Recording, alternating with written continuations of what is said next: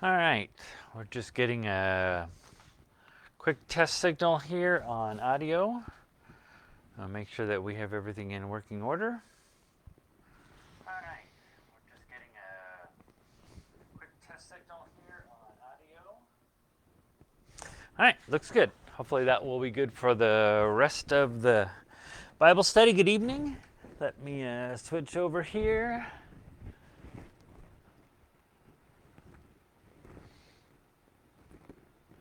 Thank you for joining me tonight again as we continue on our way through the story. I hope you'll bear with me a little bit. I'm going to skip to chapter 20. I know our scheduled chapter was 19 tonight, and if you read that in advance, my apologies. I will get back to chapter 19. I'm going to circle back around to that a little bit, but I thought first I would get into the writings. Chapter 19 really will kind of set us up for the New Testament. And so I think before we leave the Hebrew Bible, it would be some advantage, some value in sitting and talking just a little bit about the writings part of the Bible, which is, I think, a piece of the Bible that we sort of take for granted. And it's such an interesting thing that the Bible should contain this material. I mean, if you really thought about it, if you were writing a Bible, you would have, of course, important historical information and theological information. And yes, you would have, the Torah, you'd have the laws, the instructions. But this particular group of books has a different kind of a value, and we read it in a different kind of way. We hear it in a different kind of way, and we feel it and experience it in a different kind of way as well. And that's just terribly important that we get that right. It is also really important for us to remember that while as Christians, we really think of the writing as 5 books, Psalms, Proverbs, Ecclesiastes, Job, and Song of Songs, a book of poetry. Job is kind of hard to categorize it. I like to think of it as a play, really, almost a Shakespearean drama in some ways. The wisdom books, and of course the book of Psalms. The Hebrew Bible thinks of different things as writings. And so Esther, which we would consider either an historical book or perhaps a prophet, really is a writing. And that is exactly the right way to categorize it. And that's kind of why I wanted for us to talk a little bit about it tonight. And then we're going to get into the Psalms and the wisdom books. And then we will circle back to the latter prophets, chapter 19, as we get prepared then to head into the New Testament. Because that really, those latter prophets, really as much as anything, for us especially as Christians, sort of set the stage to get us, get our minds and our heads and our hearts into thinking about what it means then to understand the coming of Jesus as well. But anyway, so Esther. Probably the last book to be added to the Hebrew Bible, the last, as the great conventions are gathering what will become the Hebrew Bible. Esther's really the last one that's sort of chosen. It's in the late 5th century, so it's 425, 450 years maybe before the birth of Christ that it appears, although it's set in the late 8th century. So it's set in those years, those latter years of the exile. I was about to say the Babylonian exile, but the story of Esther is written after the death of Nebuchadnezzar and the destruction of Babylon by the Persians. And so really while they're in the city of Babylon, they are really now under Persian rule. And it will be maybe 2 more kings, and then Cyrus the Great will rise to power in Persia, conquer all of the land, and then he will make it possible for the Israelites to return to Jerusalem. So Esther is in between the times of Nebuchadnezzar, the time of the book of Daniel. We talked about Daniel last week, but immediately prior to Ezra and Nehemiah, the return to Jerusalem and the resettling in Jerusalem kind of as well. It has a lot of Persian words in it. That's one of the ways that we sort of place its history. It has all of these kind of borrowed terms as well. It is also interesting because of 2 things. One, God and God by name are never mentioned specifically in the book of Esther, nor is the nation of Israel, nor is Jerusalem or any place like that. And it sort of begs the question, of course, is are the stories from a time period when the Israelites have given up on the idea of returning to Jerusalem? It certainly contains, and we'll circle back to this at the end here, a theme that is very much resonant with the rest of the scriptures, the rest of the stories, the rest of the events in the scriptures as well. But one thing is plainly clear. This is a story, and it is absolutely right to categorize it as a writing. It is a tale that is gathered together, perhaps has been carried along for quite a long time, but is finally gathered together in the 5th century, put down on paper. An important tale, again, to be told to people who were living in this sort of strange place, whereas they are back in Israel, they are back in Jerusalem, they are trying to resettle themselves, yet they are in constant foreign occupation. They are in this constant sort of waiting mode to see what will become. Perhaps they have put their past behind us, they've certainly put the exile behind them, but they don't know what's next. They don't know what life will be like next for them. They don't know how they will get to the next place as well. This story then is a particular story of how events can unfold. Again, God is never mentioned by name, although obviously God is present in there and His Spirit is working. But this story is so focused on the people, especially on Esther and on Mordecai, that God is just there, behind the scenes, working behind the scenes. And I think it serves as kind of a reminder to the people that God is always at work, somehow in life, bringing things about. So that way it becomes really a story of faith, right? A story of trusting in God to bring His day, to take care of His people, to bring them out of their troubles, and to save them, to deliver them. Very much what the story of Esther is. So the book itself is, 10 chapters. It's not particularly long in the Bible. It's very wonderful to read it by itself, although it's lots of names, obviously, and name and place names that are maybe kind of hard to stumble through. But it's a wonderful story. I'm not going to read the whole story to you tonight, although that might have been as good a way to do this lesson as any. But let me try to, as best as I can, summarize the plot of how it goes so that we can then talk a little bit about the function that it serves. Because it really serves two functions, and one being entirely ceremonial, and then one, again, I think being the value of this tale, the value of this story of faith, to maybe lift people up. So again, it's set in the time of the Persian Empire, after the Persians have conquered Babylon, prior to the rise of Cyrus, so not all of the world is Persian yet. And the king in Babylon is King Ahasuerus. And this king is an interesting portrayal. It's such an interesting character in the Bible. He seems to be almost kind of a lightweight. He's not a tyrant necessarily like other kings. He is extremely wealthy and really just kind of likes to have fun, I think, is maybe the best way to describe him. So he throws this banquet that lasts for 180 days. For all of his court and all of the leading citizens and all of the important people, he serves this 6-month-long feast, right, where they gather and they drink. And it seems quite clear that King Ahasuerus really likes to drink and has in many ways more than enough to drink throughout the course of this long, lavish banquet. And at the end of this banquet, at the end of 180 days, then he throws another banquet. This one only lasts 7 days. But this banquet is for the common people. So it's not the fancy people in court that he invites his banquet. It's just the people on the streets, the normal people. And they are well fed. And that second feast is just as lavish as the first. And the people are as well cared for. And again, plenty to drink, and he gets plenty drunk himself as well. And at the end of this second feast, he decides he wants to show off his queen, Queen Vashti.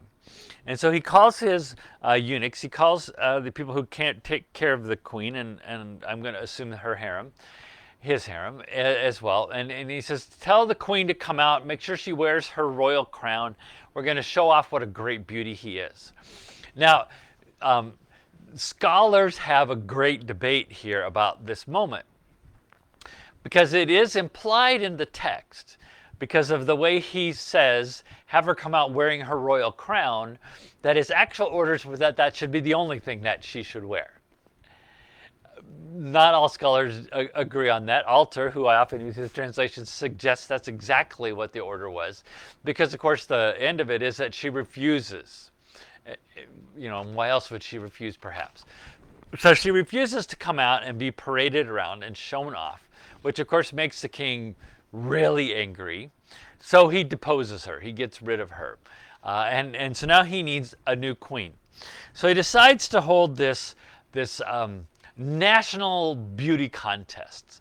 And women from all over the kingdom will be invited to come and show themselves before the king, and he will choose which one will be his new queen.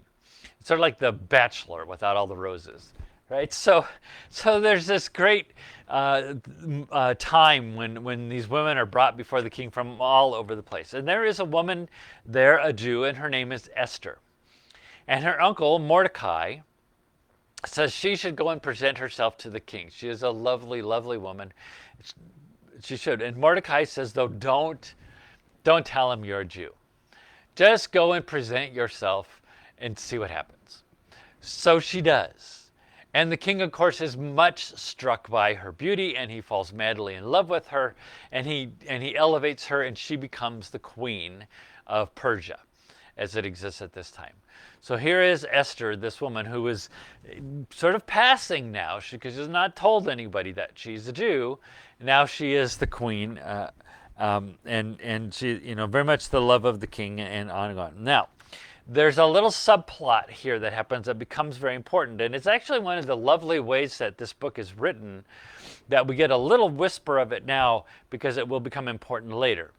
Mordecai is in one of the gardens at the palace, and he overhears two slave girls talking about a plot to assassinate the king. So he makes sure that word gets to the king, who stops the plot, and the king is saved. Although the king does not know at the time who it was who uncovered the plot. All right, so here is Esther as the queen. Mordecai is working for one of the courtiers of the king, a man named Haman, who decides that everyone should bow to him because he's an important person in the kingdom and he wants everyone to bow to him. Mordecai will not bow to him. It sort of reminds you a little bit again of the stories in Daniel, right? This story of resistance to these foreign, these threats to worship something other than God. Mordecai holds on to his faith. He will not bow to Haman. Haman is really mad. And so he decides that all of the Jews should be killed. All of the Jews, all over Persia now have to be killed. And so he gets in the ear of King Ahasuerus, and he gives him permission to do all that, and they're all going to be kind of killed. So Mordecai goes to Esther, and then he says, look, you're the queen now. Perhaps you should try to intervene on behalf of your people. So Esther says, well, I'll throw a little banquet. I'll have the king there. I'll have Haman there. We'll see what we can't kind of work out. In the meantime, the king is going through some documents, and he discovers that it was Mordecai who actually saved his life, who uncovered this plot, this threat, and got the information and saved his life. So now the king is kind of caught in between things. He doesn't quite know what to do. So he goes to Haman. And he says, and he doesn't tell him who, and doesn't tell him the details. But he says, if you knew somebody who had done you something important like this, what would you do for them? And so Haman describes how you would elevate this person to this position of power, and you would lavish upon them wealth and status and all of these kind of things.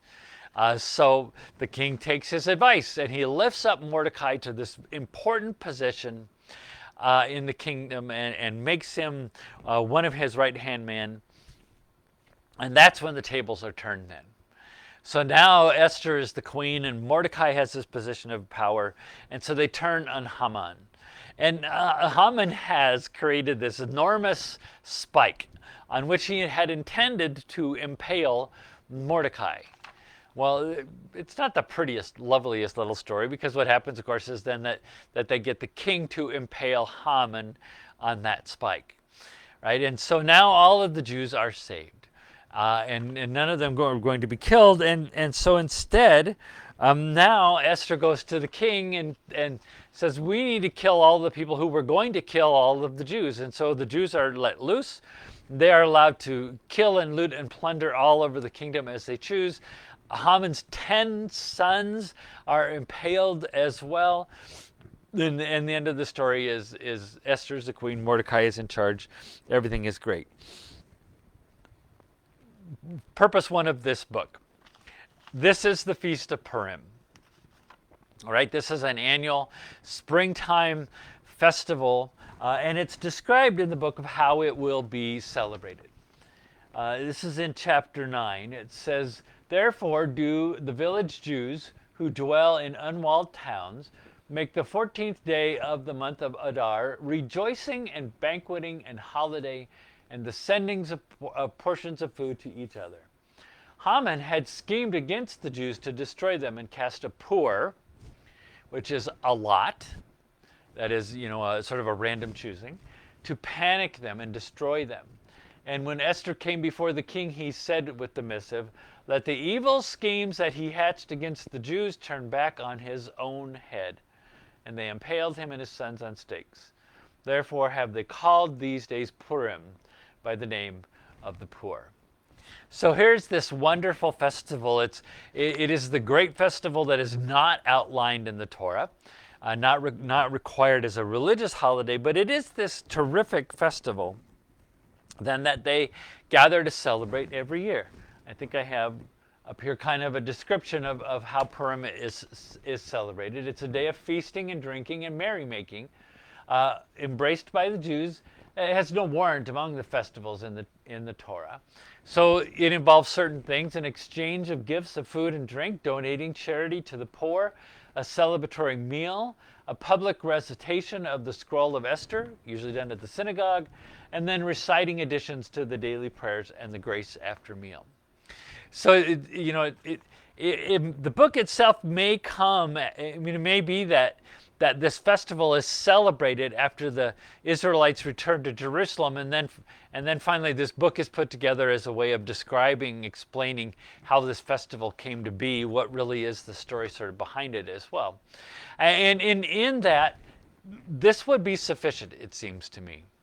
I mean, to have a wonderful holiday festival, a day of merriment, a day of charity, a day of remembering, a day built around this lovely story, that would be a great thing in and of itself. And if that's really all there is to the book of Esther, well, I don't think that's a terrible thing. But there is something else, of course, at work here that is constant through the scriptures that you wouldn't want to miss.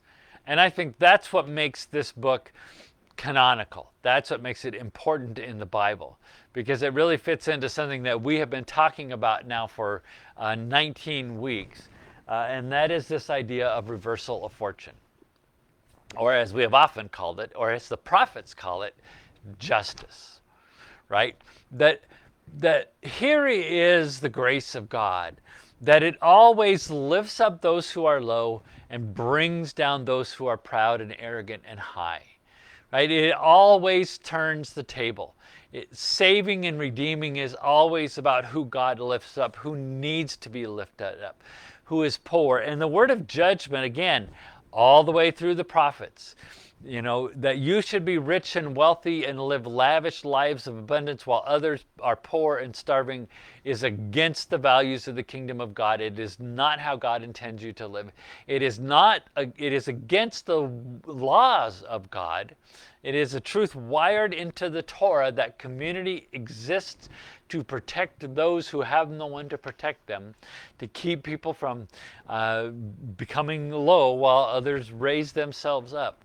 And so this book of Esther is about this amazing reversal of fortune, how while at one point Haman is going to destroy all the Jews, God flips the tables around, and suddenly it's all of these Jews who were endangered in the kingdom now are the ones who are empowered, and it is Haman and his sons who end up being destroyed. Right? This is what really Esther is about. On the day when the enemies of the Jews hoped to dominate them, and on the contrary, it was the Jews who dominated their foes. right? At any time when people assume to have power, want to use power to dominate others, that is the place where God always works to do just the opposite. And so, that word functions on two levels. Again, here is this book.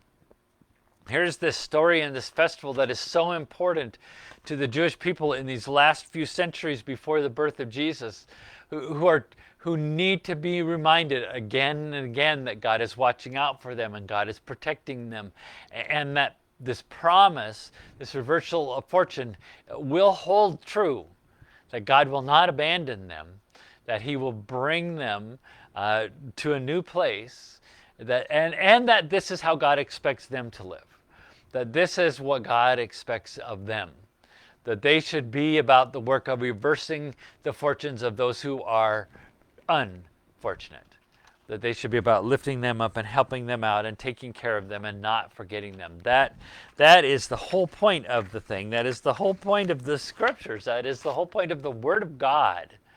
And here it is in the form of this tale of a woman named Esther, and this amazing thing that God accomplishes through her. I want to just kind of finish with one little piece, because you would come to a story like this, and again, it has its kind of, ugly moments. It is an old story from a different sort of time period. But when you read the book and you read the language in it, you do really experience it as a story, and you start to say, well, what's the ending of a story like this, except they all lived happily ever after, right? Everything was wonderful and fine, and all should be good. I'm going to read to you from the 10th chapter. This is these last couple of verses are the end of the book of Esther.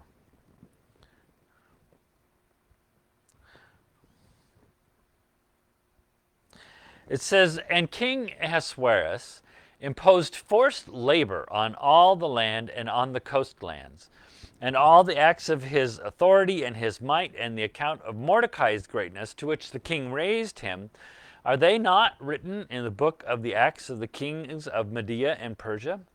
For Mordecai the Jew was second to King Ahasuerus, and great over the Jews, in favor with his many brothers, seeking the good of his people, and seeking peace for all his seed." A happy ending for Mordecai, who gets to be second in command to the king, who is still a king. Who is still a king. I mean, despite this all, Ahasuerus is not transformed. He doesn't get the lesson. He doesn't change the way he acts as a king. In fact, if anything, he doubles down on using his power to force people to do things for him.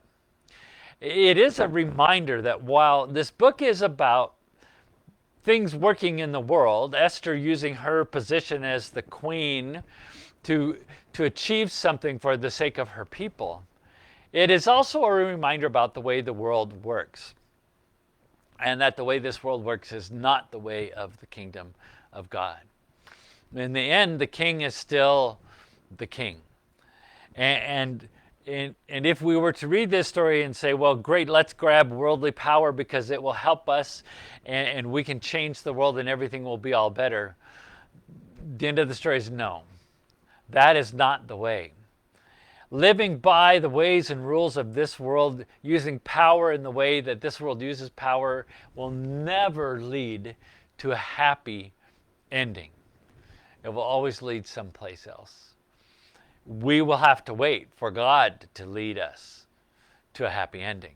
We're going to have to learn to follow His ways to get to that happy ending. But we're going to talk about that as we go forward. Next week, I want to continue on with the writings. So if you are reading in advance, read chapter 21. We're going to look at Psalms and the wisdom books and all of that as well. And then we will circle back to chapter 19, and then we'll talk about the latter prophets. Thank you for joining me tonight. As always, please reach out to me if you have comments or questions. You can use the comments section on the Facebook page, or you can contact me directly as well. Hope you are well and good. God bless, and have a good night.